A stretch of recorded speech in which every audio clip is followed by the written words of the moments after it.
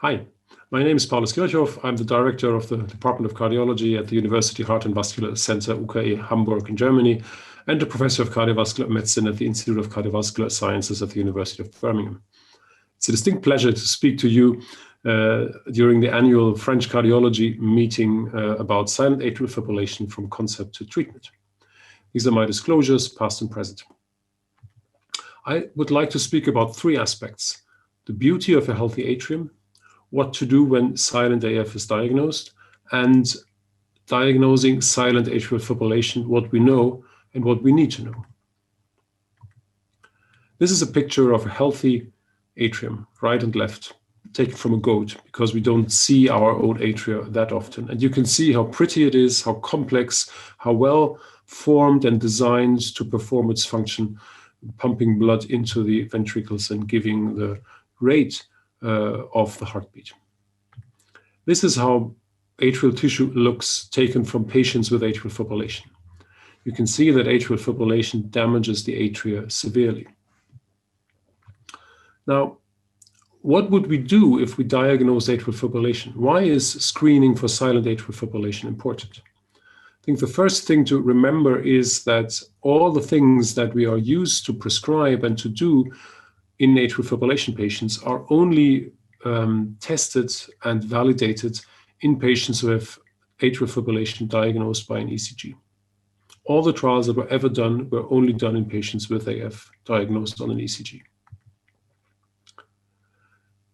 What do? We anticoagulate them, and until recently we said we give rate and rhythm control for better symptoms, and we treat their cardiovascular comorbidities to improve outcomes.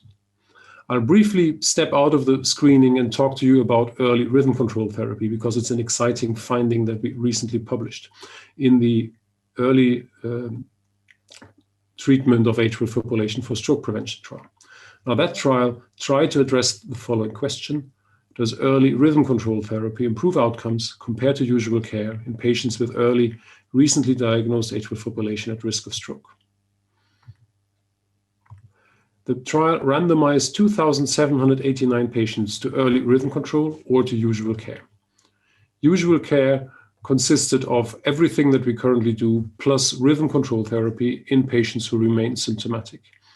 Early rhythm control therapy consisted of rhythm control therapy in all patients at the time of randomization, in addition to anticoagulation, which was given to all patients, rate control, which was given to all patients, and treatment of concomitant cardiovascular conditions given to all patients.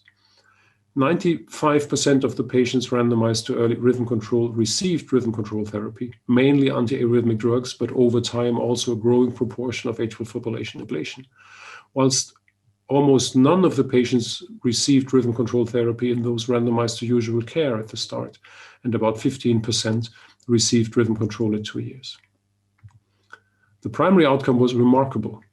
There was a 21% reduction in the primary outcome, a composite of cardiovascular death, stroke, heart failure hospitalization, and hospitalization for acute coronary syndrome in those patients randomized to early rhythm control, highly significant compared to the event rate in those randomized to usual care. Each component of the first primary outcome was numerically lower in patients randomized to early rhythm control therapy.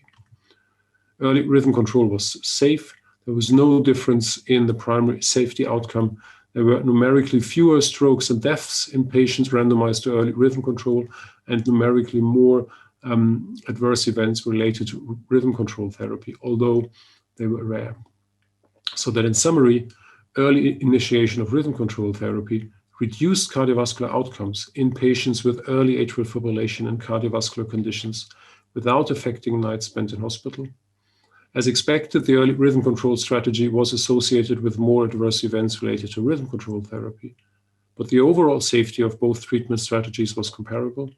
The results have the potential to inform the future use of rhythm control therapy, further improving the care of patients with early atrial fibrillation. So, in my mind, and in the view of the investigators of that European trial, early rhythm control therapy should be offered to all patients with recently diagnosed atrial fibrillation and concomitant cardiovascular conditions, in addition to all anticoagulation, rate control, and treatment of those conditions. Now, this obviously applies perfectly to patients with silent, recently diagnosed atrial fibrillation. And if you take it back to the ABC scheme from the ESC guidelines, you can maybe change the B to better outcomes. So in summary, once we've diagnosed AF, we should initiate anticoagulation and rhythm control therapy. So let's talk about diagnosing silent atrial fibrillation, what we know and what we need to know. This is a patient that I saw, it's now over 10 years ago, on the stroke unit. This was during my time at the University Hospital Münster. A 75-year-old male patient with the signs of an acute stroke on MRI and on the perfusion CT, who had breathlessness 7 days before the stroke, but never decided to see a doctor. And the ECG shows atrial fibrillation at the admission. He had not been diagnosed with atrial fibrillation before this. Now, is this a rarity? No, it's not. When you look at unselected patients who are admitted to a stroke unit in Germany, you find that 5% of them have atrial fibrillation first diagnosed upon admission ECG, and another 4 to 5% have undiagnosed silent atrial fibrillation when you perform 72-hour Holter monitoring. The more you look, the more you find. These are summaries of the AF detection rates in red in studies of ECG monitoring of different intensity from 72 hours in IDEAS to a loop recorder in Crystal AF. And you see that if you search forever or for many years, you find atrial arrhythmias in about a third of the patients. The same is actually true when you look at pacemaker populations, where more than half of the patients have atrial high rate episodes. And if you exclude those with diagnosed AF, between 10 and 20% of the patients have atrial high rate episodes, so atrial arrhythmia events that could be called silent atrial fibrillation or undiagnosed atrial fibrillation.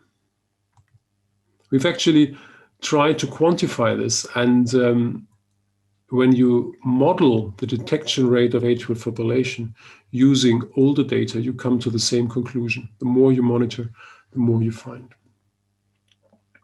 Now, there is a diagnostic dilemma here. Some of these patients have only very short atrial arrhythmias for a short period of time, and they would never have been included in one of the studies, for example, of anticoagulation or in the EAST study, because no one would never have recorded an ECG during those episodes. We do have some data on the value of anticoagulation in patients with very rare atrial arrhythmias. I prefer to call them atrial high rate episodes, avoiding the term silent atrial fibrillation. The first thing of data that we have is from the ASSERT study. The ASSERT study was a study where over 2,500 patients with an implanted dual chamber pacemaker were monitored for atrial high rate episodes, so for atrial arrhythmias occurring within the first 3 months, so not through the entire trial duration, within 3 months. And these investigators found a higher stroke risk, shown in dark blue here, in those with atrial high rate episodes compared to those without. This triggered a flurry of activity, including trials of anticoagulation in those patients. Now, we know from stroke survivors that anticoagulation does not help in patients without atrial fibrillation and the prior stroke.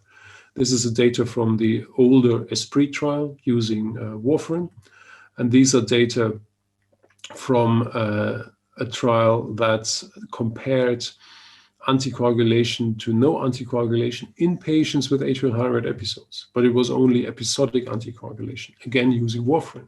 And there was no benefit in either of the trials. In fact, there was an excess of bleeding events in the patients randomized to anticoagulation. Finally, we also have first data from 2 trials. This is one of them, testing a NOAC in patients with embolic stroke of unknown source, a subgroup of strokes that has a high likelihood of having atrial fibrillation.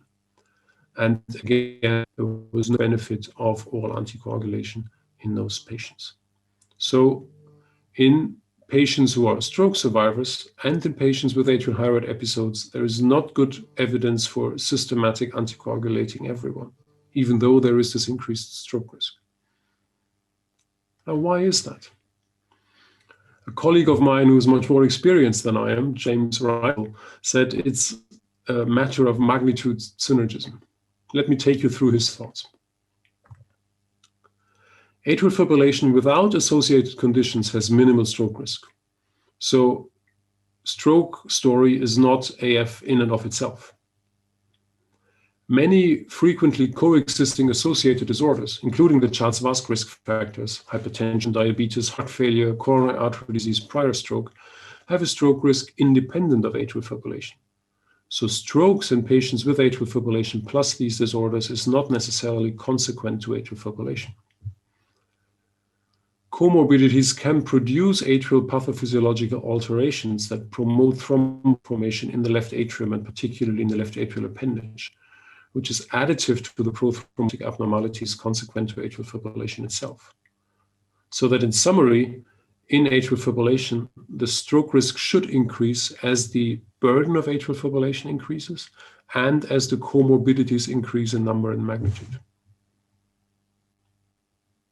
Where does that leave us? We don't know yet whether anticoagulation is useful in patients with atrial high rate episodes. And we are actually testing this. This is a flowchart of the NOAA AFNet6 trial, an exciting study. The man on the picture there is Tobias Tönnies, our national coordinator in Germany. And we have a very good national coordinator in France with Eloy Marijon from Paris. We have enrolled over 1,700 patients of the 2,600 patients that need randomizing. And these are patients who have atrial high rate episodes of a certain duration, more than 6 minutes, and who have at least 2 of the Charles-Vask risk factors and an age above 65 years. And they are randomized to either anticoagulation or to no anticoagulation and followed for a composite of stroke, systemic embolism, or cardiovascular death. A very similar other trial called Artesia is going on in parallel, coordinated from Canada. And I think that these 2 trials will actually give us a very solid answer on the question whether we should use anticoagulation in patients with pacemaker detected or loop recorder detected, very rare atrial arrhythmias. So that in summary, if you talk about silent atrial fibrillation, you talk about technologically advanced screening for atrial fibrillation. And I think that this new area of healthcare requires more evidence, but also smart healthcare professionals. Once atrial fibrillation has been diagnosed, all anticoagulation and early rhythm control therapy should be initiated to reduce cardiovascular complications. Long-term monitoring of biosignals, such as rhythm, but maybe also others, can potentially help to detect chronic cardiovascular diseases early, atrial fibrillation, and I've shown you some of the evidence, but also heart failure. Long-term monitoring creates new disease entities. For example, atrial high rate episodes, which is different from silent atrial fibrillation, and an urgent need to generate evidence for that management. And as I've shown you, this evidence is being generated as we speak. We also need to revive and retrain old skills, including the art of integrating complex information into good decisions to navigate the opportunities and the challenges provided by technologically enhanced screening for silent atrial fibrillation. Thank you for your attention.